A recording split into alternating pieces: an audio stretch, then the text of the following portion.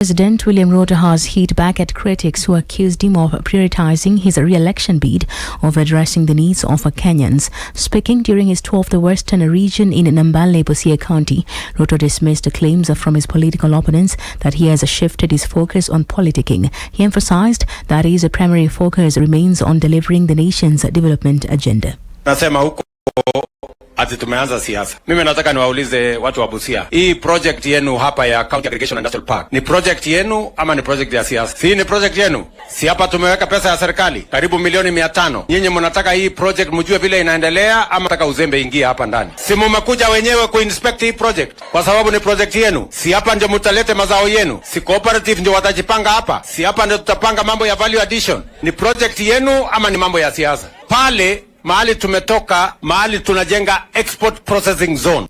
President Ruto at the same time revealed that the bonuses paid to Mumias sugar farmers this week were a result of streamlined operations. He rejected claims by Wiper leader Kalonzo Musyoka that the bonuses were funded from the exchequer, clarifying that the money allocated for sugarcane farmers comes from the same sources as the funds for coffee and tea farmers. Mbona serikali imesaidia kampuni ya Mumias mpaka imelipa bonus wakulima wa miwa? Kwani mkulima wa miwa si Mkenya? Mkulima wa kahawa analipwa bonus, mkulima wa chai analipwa bonus. Ati mkulima wa miwa akilipwa bonus, ati watu wanaanza kuuliza maswali. Hawa watu wametembelewa na shetani.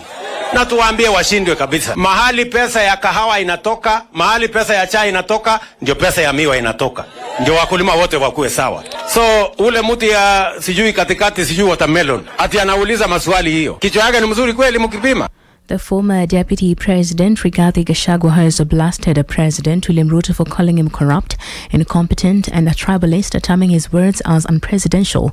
In a live TikTok session, Gachagua has termed Ruto's words as diversionary. The pressing issues affecting Kenyans and accused him of being the chief corrupt and incompetent president and a ploy of sidelining the Mount Kenya regions from the national cake.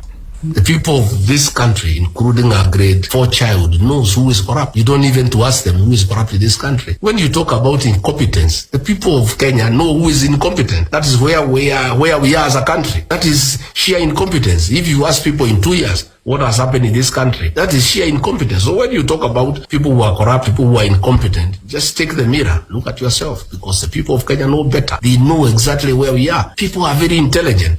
According to Gachagua, Ruto name calling during his Mumias rally was unpresidential and a decoy of winning the 2027 contest. That plan by the president to isolate the mountain will not work, and I want to assure the people of the mountain it is not possible for them to be isolated because other Kenyans have no problem with them. It's only President William Ruto who has a problem with the people of Mount Kenya, despite having voted for him to a man. In his meeting, a member of parliament says that Mount Kenya will be isolated, and then the president is quiet. He did not even say anything about it. What the president is trying to do is to sell us fear.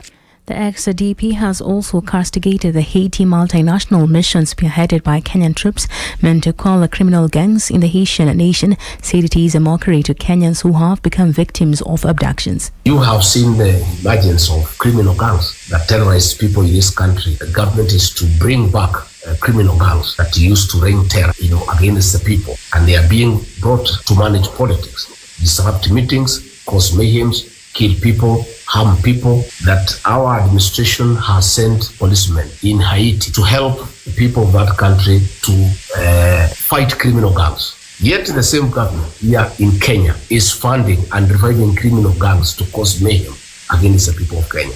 Long-distance drivers have raised alarm over rising Mpox cases, urging the Ministry of Health to address their specific health concerns. Speaking at a conference, the drivers cite their vulnerability due to constant travel and limited healthcare access. They proposed 5 key measures, including setting up mobile clinics at major truck stops to offer vaccinations and consultations. The drivers also called for partnerships with the association to distribute informational materials on Mpox, covering symptoms, prevention and care.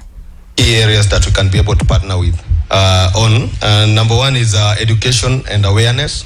The Ministry of Health can collaborate with the Drivers Association to distribute information materials about Mpox, including symptoms, prevention measures, and how to seek medical care.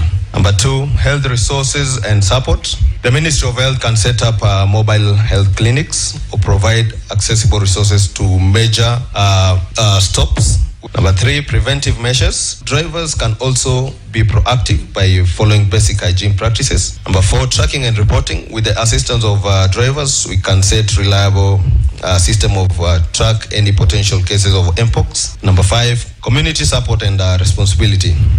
This as Kenya's mpox cases have risen to 36, with 5 new cases reported in the first week, according to the Ministry of Health. Health Principal Secretary Mary Muthoni said the cases were recorded in Kericho, Taita Taveta, Busia and Kilifi, with the most recent in Busia. The ministry has intensified border surveillance and plans to roll out mpox vaccination for high-risk groups while implementing measures to safeguard children in schools. Pearl Newsbeat. The High Court has upheld orders requiring Inspector General of Police Douglas Kanja and DCI boss Mohammed Amin to personally appear in court over the alleged abduction and disappearance of 3 men in Lolonga last year.